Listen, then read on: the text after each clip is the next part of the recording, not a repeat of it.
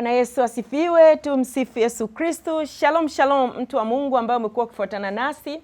Ninakukaribisha sana katika kipindi chetu leo tena siku ya Jumamosi, kipindi cha wanawake, na tumekuwa katika nyakati za karibuni toka uanze mwezi wa 5 tunatembea katika maadhimisho ya siku ya familia duniani. Siku ya familia duniani iko siku zote katika kalenda ya dunia, siku ya tarehe 15 ya mwezi Mei kila mwaka. Kwa hiyo kwa mwaka huu tumekuwa tukitembea katika mambo haya toka siku ya tarehe 4 mwezi huu wa 5 tulipofungua maadhimisho haya, na tunatembea sasa katika kujifunza na kukumbushana nini tunafanya kuhusu familia.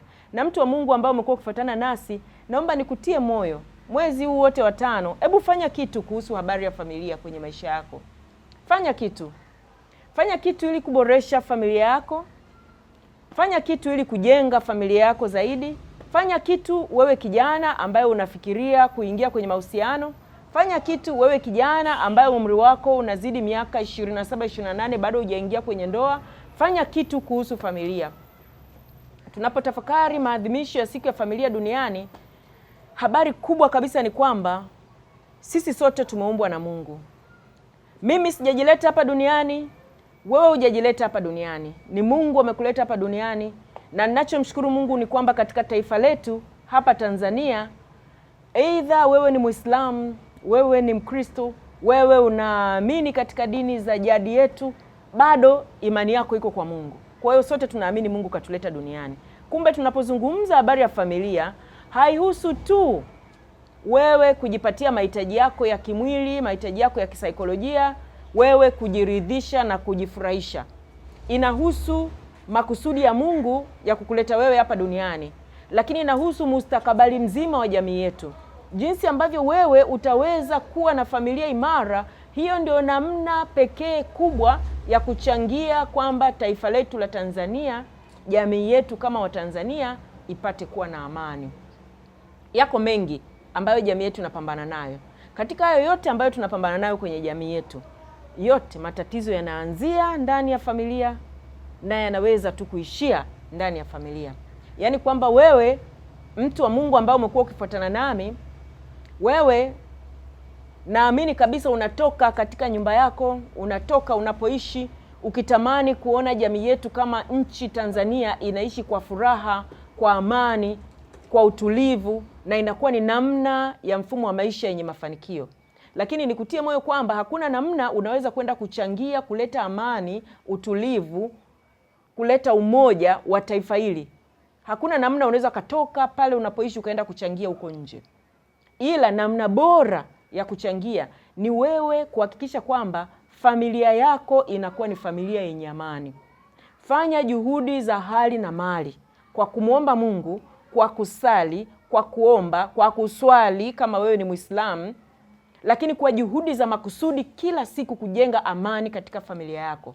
Utakapojenga amani na utulivu katika familia yako moja, kama wewe ni mwanamke, utakapokaa wewe kwa amani na mume wako na watoto wako nyumbani kwenu, kama wewe ni mwanaume, utakapokaa wewe kwa amani na mke wako na watoto wako nyumbani kwenu, ndipo familia moja moja zikiwa na amani, zikiwa na utulivu, zikiwa na umoja, zikiwa na namna ya maisha yenye mafanikio kama familia moja moja, ndipo familia zote zikiwa katika hali hiyo, taifa letu linakuwa katika hali hiyo. Familia zote zikiwa katika hali ya amani, utulivu, umoja, mshikamano, mafanikio, zikiwa na mifumo pale nyumbani yenye mafanikio ya kuishi pamoja kwa umoja, basi kila familia ikifika hapo, ndipo taifa letu linafika hapo. Hakuna namna tunaweza kuwa na amani ya taifa, utulivu wa taifa, umoja, mshikamano wa taifa, isipokuwa hayo yameanzia ndani ya familia. Maadili yote, dini zetu zinachotaka, wanasaikolojia wanachotaka, maadili yote, misimamo ya kumjali Mungu na kumthamini Mungu, ambayo ndio inajenga misingi ya familia, hiyo inajenga misingi ya amani na utulivu katika familia yetu. Basi karibu sana mtu wa Mungu, na kipindi kilichopita tulikuwa na somo zuri sana ambalo lilikuwa linasema familia bora huanzia kwenye ndoa bora. Na tukawa tumezungumza kwa undani kidogo kwamba ndoa bora huanza pale ambapo vijana wawili, binti na kijana wa kiume, wanaingia kwenye mahusiano, wanaingia kwenye ndoa ambayo ina baraka ya wazazi, ina baraka ya dini yenu, wewe kijana na binti mnayenisikiliza, lakini ina baraka ya jamii nzima. Ndoa bora inaanza hapo. Kwa maana hiyo familia bora inaanza hapo. Kwa hiyo ndoa bora inapoanza, hiyo ndio msingi wa familia bora. Na kwa maana hiyo hatuwezi kuwa na familia bora isipokuwa ule msingi ambao ndio ndoa inayoanzisha hii familia uwe bora. Msingi ukishakuwa haribika, hakuna jinsi unaweza kujenga vizuri huko nyuma. Ni wazi hata malezi waliolelewa hawa vijana wawili, kijana wa kiume na binti, nayo ni sehemu ya kujenga misingi ya familia bora ya baadaye. Kwa hiyo tunasema familia bora inaanzia kwenye ndoa bora. Ndoa bora inaanza kwa namna tofauti tofauti. Inaanza kwa shangwe, tulisema inaanza kwa kujipamba, inaanza kwa shangwe, inashangiliwa. Lakini ndoa bora ni kitu kinapaswa kuwa cha kutamanisha. Ndoa bora isipokuwepo, yani ikiwa kama tuna watoto wa kike hawaingii kwenye ndoa, tuna watoto wa kiume hawaingii kwenye ndoa, ni dalili fulani ambayo haileti raha, haileti furaha, inahuzunisha. Na kila mara kama wazazi basi huwa tunaingia kwenye maombi sana ya muda mrefu na kusali, kuswali, kuomba juu ya hawa watoto ili waweze kuingia kwenye ndoa zao, waweze kuingia kwenye familia zao. Kwa kweli kukikosekana watu kuingia na kuanza ndoa kwa namna ambayo ni bora, namna ambayo ina kibali cha wazazi, ina kibali cha watu wa dini, ina kibali cha katika jamii nzima inasherekewa, huwa tunajisikia kama tumekosa baraka. Jamii nzima inayomzunguka kijana wa aina hii tunajisikia tumekosa baraka. Na kwa wale ambao tunaamini katika Biblia, kama wewe ni Mkristo unaamini katika Biblia, ile Zaburi ya 78 mstari wa 63 unasema kwamba moto utawala vijana wao, wanawali wao hawakuimbiwa nyimbo za harusi. Moto utawala vijana wao, wanawali wao hawakuimbiwa nyimbo za harusi. Hiyo inatamkwa katika Zaburi ya 78 mstari wa 63, ikimaanisha kwamba pale ambapo tunajikuta vijana hawaingii kwenye ndoa, hawaingii kwenye ndoa kwa namna inayofaa, mabinti hawaingii kwenye ndoa kwa namna inayofaa, pale tunapojikuta hivyo, kibiblia huwa inatokea katika mazingira ambayo baraka za Mungu zinakuwa zimepotea kwa sababu moja ama nyingine. Kwa hiyo inaonekana kana kwamba tumepoteza baraka za Mungu. Kwa hiyo mtu wa Mungu, tulijifunza hivyo kwa kirefu sana kwamba ndoa bora, familia bora huanzia kwenye ndoa bora. Mada tunayotembea nayo sasa siku hii ya leo, kadiri ya uongozi tulioupokea kutoka Wizara ya Maendeleo ya Jamii, Jinsia, Wanawake na Watoto, inasema tukubali tofauti zetu, tuimarishe malezi. Tukubali tofauti zetu, tuimarishe malezi. Sasa hii mada tukubali tofauti zetu ni mada pana sana. Ni mada pana sana. Tukubali tofauti zetu. Kwa sababu tukishaweza kukubali tofauti zetu, inamaanisha kitu kimoja, kwamba tutaweza kuishi kwa umoja. Tukikubali tofauti zetu, tutaweza kuishi kwa umoja pamoja na tofauti zetu. Na tukishaweza kuishi pamoja na tofauti tulizo nazo, inamaanisha malezi bora yatawezekana. Na ni tulikuwa tunaongea hapa hata katika muda mfupi uliopita kwamba watoto wakishaweza kulelewa na baba na mama pamoja, hapo ndipo wanapata malezi bora. Ndipo wanapata malezi ambayo ni timilifu, ya kuweza kuwapatia utimilifu, utimamu wa akili, utimamu kisaikolojia, utimamu katika akili. Na wakilelewa kwa namna hiyo pamoja, basi ndio kunakuwa na nafasi ya kufundishwa heshima, kufundishwa maadili, kufundishwa utu wema, kufundishwa kufanya kazi, kujali wengine, kuhudumia na kuthamini wengine. Na kwa mtindo huo tunakuwa tunajihakikishia kwa kiwango fulani kizuri kuwa na jamii iliyo bora kwa siku za mbeleni, kwa miaka ya mbeleni. Kwa maana hiyo hatuwezi kujihakikishia kuwa na jamii iliyo bora isipokuwa tumekaa na kuimarisha malezi, na tunaambiwa kubali tofauti zetu ili tuweze kuimarisha malezi. Kwa hiyo kuna jambo kubwa sana hapa. Kuna jambo kubwa sana hapa la kuliangalia, kwamba tukishakubali tofauti zetu tunaweza kuishi pamoja, tunaweza kuishi kwa umoja hata kama tuna tofauti. Na hili jambo kuishi kwa umoja ni jambo pana sana. Ni jambo pana sana. Kwa wale tunaoiamini Biblia, tunaambiwa katika neno la Mungu, Zaburi ya 133 mstari wa 1 hadi wa 3, hiyo Zaburi na mistari hiyo tu mitatu, Tunaambiwa tazama jinsi ilivyo vema na kupendeza ndugu wakae pamoja kwa umoja. Tunaambiwa ni kama mafuta yashukayo. Tunaambiwa ni kama umande ushukao toka milimani ukitelemka. Ni kama mafuta yashukayo ndevuni yakitelemka. Tunaambiwa ndiko Mungu alikoamuru baraka, naam, uzima hata milele. Ndiko Mungu alikoamuru uzima, baraka hata milele. Ni neno pana sana mkishaweza kuishi kwa umoja. Tunaambiwa Mungu ameamuru uzima, ameamuru baraka, uzima hata milele. Ameamuru uzima hapa duniani, lakini uzima huo unaendelea hadi milele kule mbinguni tunapoweza kuishi kwa umoja. Ameamuru baraka za kujaa na kutiririka pale tunapoishi kwa umoja. Kwa hiyo unagundua hili neno kuishi kwa umoja ni neno lililobeba mapana sana na uzito sana, lina mambo mengi sana nyuma yake. Tunapoweza kuishi kwa umoja, iko maana kwamba inamaanisha Mungu yupo katikati yetu. Tukiweza kuishi kwa umoja inamaanisha kwamba tumeshaweza kusameheana. Tumeweza kusameheana kwa sababu sisi katika ubinadamu wetu tumepungua sana. Tunayo mapungufu ambayo ni sehemu ya maisha yetu ya kawaida ya kibinadamu. Pale tunapoweza kuishi kwa umoja inamaanisha tumeweza kusameheana. Kila mmoja ameweza kumsamehe mwenzie makosa yake. Tena wakati mwingine kuna mmoja ameamua kubeba kuweka juhudi zaidi katika kusamehe yamkini, au wote wawili vema zaidi. Lakini inamaanisha kwamba ili tuweze kuishi pa umoja tumeweza kuchukuliana. Yaani kwamba kuna madhaifu fulani, kwa sababu tunaposema kusameheana maana yake mtu anakosea, yamkini anaomba msamaha au hajaomba msamaha, unamsamehe. Unapomsamehe inamaanisha unatarajia kesho ataboresha katika lile alilokosea. Unamaanisha kesho hatarudia katika lile alilolikosea.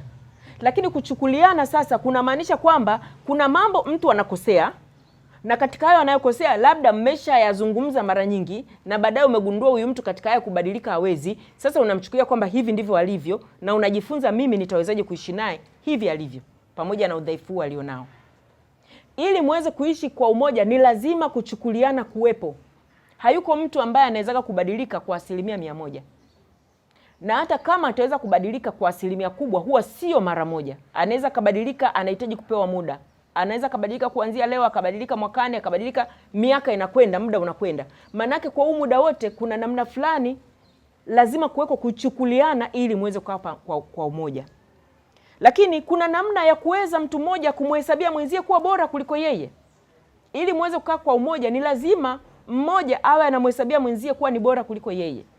Kwa maana hiyo kila mmoja katika hao wanandoa wawili wanaojaribu kukaa kwa pamoja, hata kama kunatokea tofauti, inamaanisha kila mmoja anajaribu kumchukulia mwenzie kwamba ni bora kuliko yeye. Kitu ambacho sio chepesi. Sio chepesi kabisa. Lakini pia kuna namna ambayo manake mmeshaweza kuona kwamba kila mmoja anaona kwamba anaona thamani ya mwenzie. Kila mmoja anaweza kukaa akaona kwamba ninamhitaji mwenzangu. Na hili ni jambo linaloendelea kuadimika, linaendelea kuwa adimu miaka inavyoenda mbele. Miaka inavyoenda mbele, namna inayojitokeza ni ile namna ya kila mmoja kutaka kumuonyesha mwenzie kwamba mimi naweza kuishi bila wewe. Bahati mbaya zaidi tumekuwa sisi wanawake ambao ndio tunatamani kumuonyesha mwanaume ninaweza kuishi bila wewe. Ndipo kumekuwa hata na kauli ambazo sisi huwa tunasema ni kauli zenye utata, ni kauli zenye changamoto, ni kauli ambazo kwa kukosa lugha bora zaidi naweza kusema ni kauli zisizofaa. Kwamba nimesoma, nina uwezo kuishi bila wewe. Na biashara yangu nina uwezo kuishi bila wewe. Na ile hali tu ya kuona kwamba ninaweza kuishi bila wewe tayari ni hali inaondoa umoja. Kuweza kuishi kwa umoja ni pale kila mmoja anapotambua ninamhitaji mwenzangu. Mimi nikwambie mwanamke unayenifuatilia, mwanamke unayenitazama, mwanamke mwenzangu, kwamba hakuna jinsi mwanamke unaweza kusema humhitaji mwanaume. Ni kiburi kilichopitiliza. Mungu aliyetuumba wanawake akajua tunahitaji wanaume, ndio maana ametuumba na wanaume wapo kuweza kuishi na sisi kama wake zao, ni kwa sababu anajua tunahitajiana. Na ndio maana kama una mtoto hukumpata huyo mtoto bila mume wako. Mungu ametuumba hatujatimia, hatujakamilika, unamhitaji mtu mwingine. Unamhitaji mume wako kama ambavyo mume wako anakuhitaji mke wake. Sasa tunapoweza kuishi kwa umoja, inamaanisha kuna hiyo hali ya unyenyekevu ya kuweza kutambua kwamba ninamhitaji mwenzangu ipo, ndio maana mnaweza kuishi pamoja. Inamaanisha sasa tunapokwenda kutazama hii mada ambayo tumepewa na wizara kutembea nayo, kwamba tukubali tofauti zetu, tuimarishe malezi. Ile habari ya kukubali tofauti zetu inamaanisha kwamba pamoja na tofauti tulizonazo tunaweza kuishi pamoja kwa umoja. Inamaanisha kwamba Mungu yupo katikati yetu. Mtu wa Mungu, mambo haya niliyoyatamka hapa si mambo mepesi kuyaweza, si mepesi kuyaweza, isipokuwa umekuwa ni mtu kweli wa kumjali Mungu, kujua uwepo wa Mungu katika maisha yako, kujua heshima unayomheshimu Mungu, ndio utaweza kuyaishi mambo haya. Ndipo utaweza kusamehe, ndipo utaweza kuchukuliana, kumchukulia huyo mwenzio. Kama ni mume wako, utaweza kumchukulia pamoja na madhaifu yake. Utaweza kutambua kwamba unamhitaji hata kama ana madhaifu yake. Utaweza kutambua na kumwona kwamba yeye ni wa thamani kwako. Utaweza kutambua hayo pale ambapo utakuwa hujamwacha Mungu nje. Sasa kwa namna nyingine niseme hivi, kwamba mtu wa Mungu, pale unapojikuta kwamba unashindwa kuishi kwa umoja na mume wako, inamaanisha hiyo ni dalili ya nje kwamba ndani ya moyo wako ulishamwacha Mungu. Unaposhindwa kuishi kwa umoja na mume wako, inamaanisha hiyo ni dalili ya nje kwamba ulishamwacha Mungu kabla, na ndio maana sasa unashindwa kumsamehe. Unaposhindwa kuishi kwa umoja na mume wako, maana yake aidha umeshindwa kumsamehe au umeshindwa kuchukuliana naye. Kuna mambo anabadilika, anashindwa kubadilika, umeshindwa kuchukuliana naye, au humuoni kama ana thamani kwako. Umeshaona huyu hana thamani, mimi naweza kuishi bila yeye. Na hayo yote yanamaanisha kwamba umeshamwacha Mungu. Ndio maana unaweza kuyaona haya, kwa sababu Mungu huyo huyo ndio anayekuagiza kwamba unapaswa kumsamehe aliyekukosea. Ni lazima umsamehe aliyekukosea. Tena anasema usipomsamehe hata mimi sitakusamehe dhambi zako. Tena anasema usipomsamehe hata mimi sitakupenda wala sitakufurahia. Mungu anataka umsamehe aliyekukosea. Kwa hiyo unamwacha Mungu kwanza, ndipo unakuta umoja unaondoka katikati ya maisha yako, katikati ya familia yako. Kwa hiyo mtu wa Mungu, naomba nikutie moyo sana. Tunapotembea katika mwezi huu wa 5, siku ya tarehe 15 ya kila mwezi wa 5 kila mwaka ni siku ya familia duniani. Tunaadhimisha siku ya familia duniani. Hebu pitia mambo haya, angalia ni jinsi gani umeweza kudumisha umoja katika familia yako, umoja katika ndoa yako, ambayo ndoa ndio msingi wa familia. Na kama umoja huo umeondoka, nikutie moyo kwamba mrudie Mungu kwanza. Mrudie Mungu kwanza. Utakapomrudia Mungu na kujikuta umejazwa zaidi na nguvu za Mungu, kwa wale wa Kristo tunaotumia Biblia tunasema kujazwa na Roho Mtakatifu, yeye atakuwezesha kuishi pamoja na kwa umoja na huyo mume wako. Kwa vile hiki ni kipindi cha wanawake, niseme zaidi na wewe mwanamke, atakuwezesha. Anapokuwezesha ndipo utajikuta kwamba unaweza kuishi kwa furaha na amani kwa umoja, unaweza kuchukuliana na mume wako, na ndipo unaweza kutembea katika mada hii kwamba tukubali tofauti zetu, tuimarishe malezi. Na unapoweza kutembea kwa umoja na mume wako, neno la Mungu katika Zaburi ya 133 mstari wa 1 mpaka wa 3 linatuambia hivyo kwamba ndiko Mungu alikoamuru baraka na uzima hata milele. Uzima huo utakuwa nao hapa duniani wewe na mume wako, lakini baada ya kufurahia uzima huo hapa duniani wewe na mume wako, utaufurahia uzima huo hadi uzima wa milele mbinguni. Baada ya kifo chako utakwenda kufika mbinguni. Kwa maana kuishi kwa umoja ni dalili ya nje kwamba ndani umeshaweza kusamehe, umeshaweza kuchukuliana, umemhesabia mwenzio ni bora kuliko wewe, ambazo zote ni tunu za kimungu, na umeshaweza kuishi kwa namna ambayo ni unyenyekevu. Unajitambua kwamba mimi ninamhitaji mwenzangu. Zote ni tunu za kimungu, zinakuweka wewe sawa sawa kuweza kufika mbinguni baada ya maisha haya hapa duniani. Basi tunapomalizia, mtu wa Mungu, naomba nikuachie huu mstari. Usisahau, tunakumbushana siku zote kwamba tunahitaji kushika neno la Mungu, na tunapolishika tunakulikrim kichwani, basi tunahitaji kulitafakari nyakati zote katika moyo wetu, katika mawazo yetu, katika akili zetu. Na katika kutafakari neno la Mungu lenyewe lina uwezo wa kutubadilisha. Lina uwezo wa kututia nguvu kwa njia ya Roho Mtakatifu, ili kwamba tuwezeshwe kuyaishi mambo ambayo kibinadamu sio mepesi, mambo ambayo kibinadamu hayawezekani. Lakini tunapotafakari neno la Mungu muda wote, tutajikuta tunaishi kwa namna ambayo tunawezeshwa. Mstari ambao naomba nikupe na kukumbusha tena siku ya leo unatoka Injili ya Mathayo sura ile ya 10 na mstari wa 38. Mathayo 10:38 inasema, wala mtu asiyeuchukua msalaba wake na kunifuata hanistahili. Wala mtu asiyeuchukua msalaba wake na kunifuata hanistahili. Basi shika huo mstari uendelee kuwa na utafakari. Mimi kwangu msalaba ni nini? Hata mambo mengine ambayo ni tofauti kati yangu na mme wangu yanaweza kuwa ni sehemu ambayo natakiwa niyachukulie kama sehemu ya kitu ambacho inabidi mimi nikibebe ndani yangu ili nimfuate Yesu, ambaye alitukubali sisi pamoja na madhaifu yetu. Alitubeba sisi pamoja na madhaifu yetu. Alituchukulia hivyo. Na mimi kuna kitu nataka nikichukue kama yeye ambaye ndiyo mfano. Mimi ni mfuasi wa Yesu Kristo. Kama ambavyo mimi namfuasa yeye, ananichukulia, ananikubali pamoja na madhaifu yangu, ndivyo tunapotafakari mstari ututie nguvu, kuchukuliana, kuvumiliana, kusameheana, kubebana wakati mwingine, ili utukufu wa Mungu upate kukaa pamoja nasi, lakini tuweze kuishi sasa kadiri ya kauli mbiu hii, kadiri ya mada hii, kauli mbiu inayotuambia kwamba tukubali tofauti zetu, tuimarishe malezi kwa usalama wa jamii yetu. Tukubali tofauti zetu, tuimarishe malezi ili jamii yetu iwe salama sasa, iwe salama kwa ajili ya vizazi vijavyo. Basi mpaka hapo mtu wa Mungu, naomba nikuache katika neema ya Mungu na nikukute hapo wakati mwingine. Kwaheri.